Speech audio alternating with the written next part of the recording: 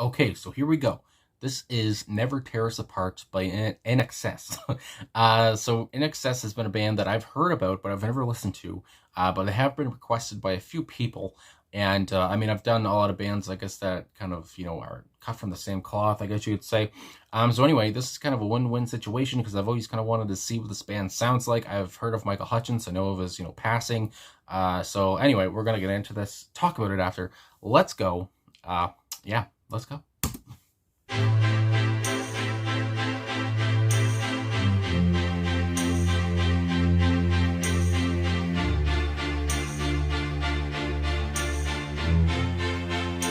Sounds familiar. Don't ask me what you know is true. Don't have to tell you I love your precious heart. I was standing, you were there. Two worlds collided, and they could never tear us apart.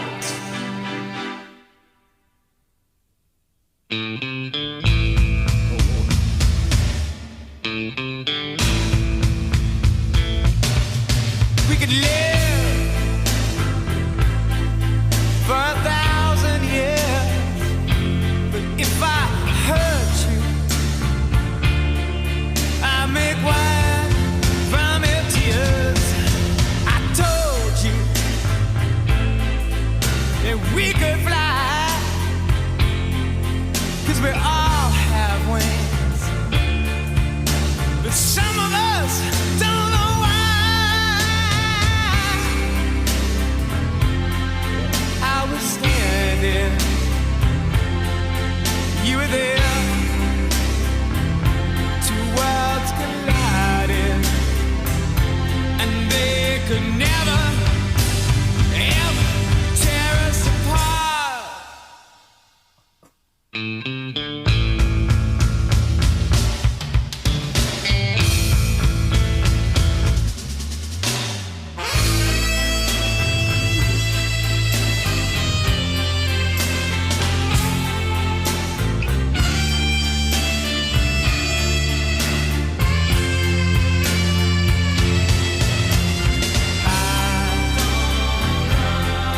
I was standing, you were there. Two worlds collided, and they could never tear us apart. You were standing, I was there. Two worlds collided, and they could never tear us apart. I was standing. Damn. All right. INXS and Never Tear Us Apart. That was a very, very good song. Tell something you don't, telling me something I don't know. So anyway, like I said, I've never heard this band, but I have to say, I must have heard this. This song must have been used in movies or TV shows or something. I know I've never listened, I've never gone out and tried to listen to the full song of this or whatever, because again, I've never listened to the band, but I've heard the song somewhere. And I mean, I have to say off the top, I mean, to talk about what I like about the song, just like the pausing, not even just with Michael's voice, but with just the instruments. And I mean, there was a part in there where it stopped for like 2 or 3 seconds, and then it came back in. It's just like, yeah, just some odd pausing, and just kind of keep you guessing. And I like that incorporation, I guess. And I mean, of course, like at the end there, I have to talk about the saxophone. Really, I mean, I don't know, I'm a sucker for a saxophone solo, I guess. I mean, I automatically think of Careless Whisper, and I guess that came out in 1984. And this came out in 1987. So I feel like the saxophone was just prominent in the 80s, and I mean, just the way the saxophone came in, just with that feral scream kind of a sound, and it's just like, whoa. I wasn't expecting to hear the sax come in. And again, the drumming, I mean, the parts there when I guess I should look at the personnel, but just how heavy the drummer was hitting, and I mean it just really went in with how passionate I guess the song sounded, and I guess the lyrics too. I mean, passionate lyrics, very emotional, and again, I guess just to talk about Hutchins' voice, I want to say like Hutchinson, but it's Hutchence. Hutchence's voice.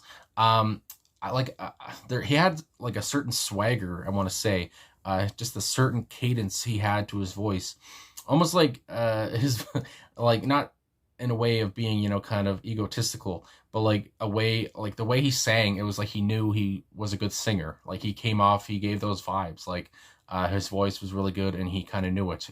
But that, I mean, that's just what comes to my mind. And yeah, I don't know. I just the high notes he was hitting, and when he was talking, never tear us apart. I don't know. I just really enjoyed the song. I mean, through and through. It was only 3 minutes. I mean, this song could have been like 6 minutes. I would have jammed to it the whole time. Anyway, like I said, just to get into some of the personnel here. So on drums and synthesizer, Andrew Ferris. On rhythm guitar, Andrew Ferris. Backing vocals, Andrew Ferris. On bass, Gary Beers, I want to say. Drums, John Ferris. So we have some Ferrises here. On rhythm guitar, Kirk Pingley. And on saxophone, Kirk as well. And so shout out to Kurt. I mean, Kirk. I have to say he was kind of like the highlight of the song almost. My goodness, just the saxophone. I love a good saxophone. And of course, lead vocals, Michael Hutchence. Backing vocals, Michael Hutchence. Tim Ferris. We have a lot of Ferrises here. So John, Andrew, and Tim.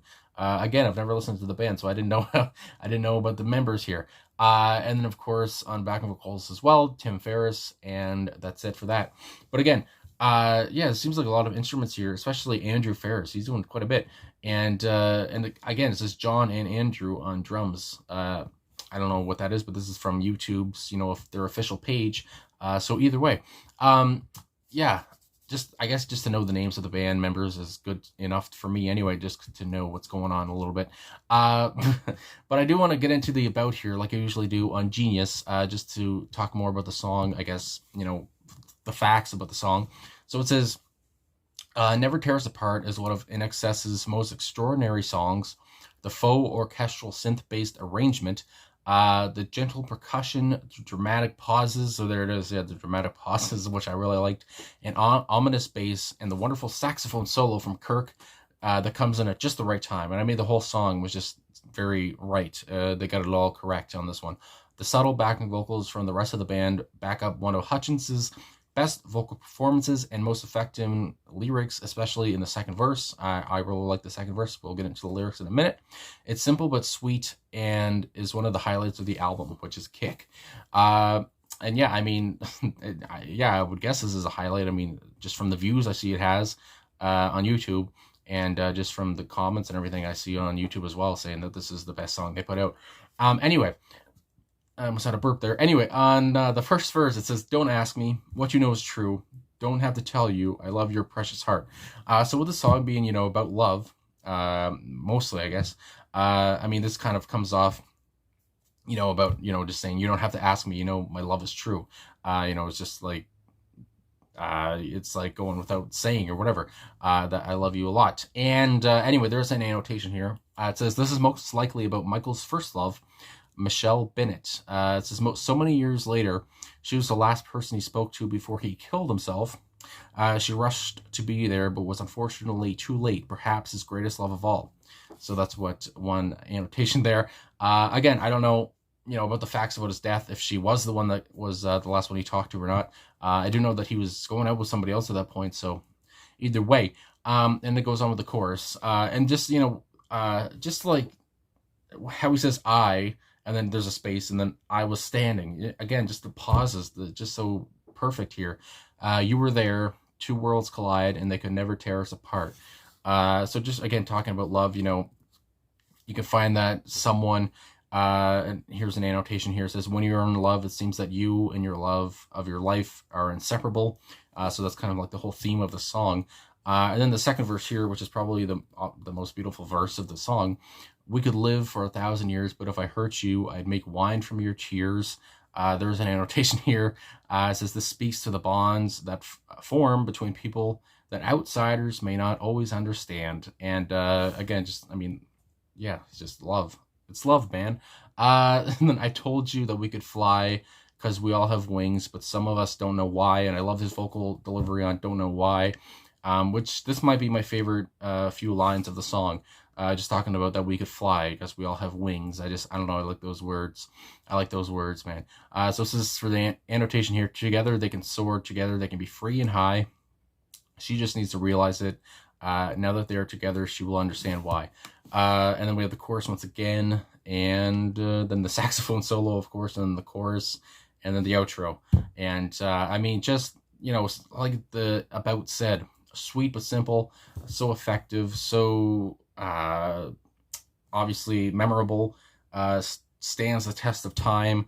Yeah, I mean, it's 35 years old, almost 35 years old next year. And, I mean, yeah, it sounds so good. I mean, good Lord. Anyway, so I guess that's it for that. But I just wanted to talk about, Michael Hutchence's, demise, because this is the first time I've ever talking about him. So I am on Song Facts here.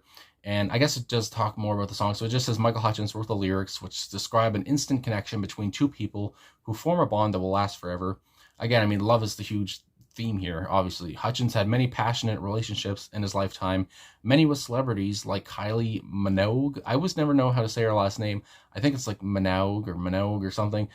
She is Australian, so that probably is pronounced differently, just like Michael was Australian as well. Anyway, and Helena Christensen, I want to say, but he was never married. He did have a daughter with Paula Yates, and that was the last girlfriend I think he had when he passed in 1997. It says Michael Hutchence died in 1997 at age 37, so he's good. He was good, not good. I meant to say good Lord. I mean good. He died. My goodness, that came out like wrong. At 37, good Lord. That's a young age to pass, a young age to go. And his funeral service, his coffin was carried out by the remaining members of INXS and his younger brother Rhett, as Never Tear Us Apart played in the background. So obviously the song is very important, not just to, the fans or anything, but to the band and to obviously his family, his friends. This played in the background as they brought him out. That's pretty big. That's pretty heavy.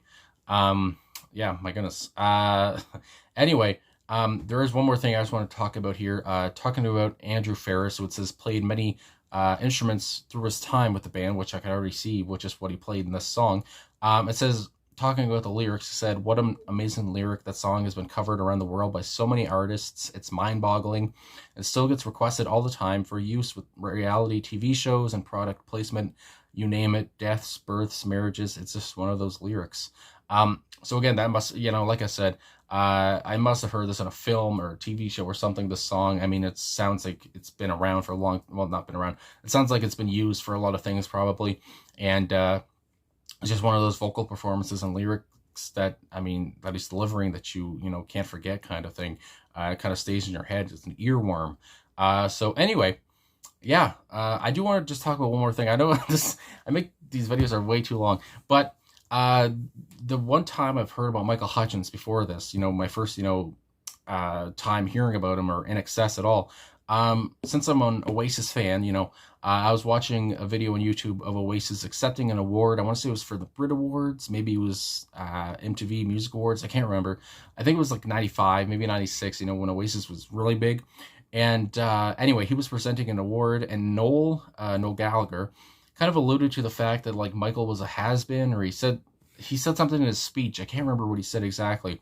But then I saw the comments and just talking about how that probably didn't help Michael's, mental health and all this stuff. And I was like, who's Michael? And then, cause I didn't know who Michael Hutchence was. And then I was like, oh, he's a presenter.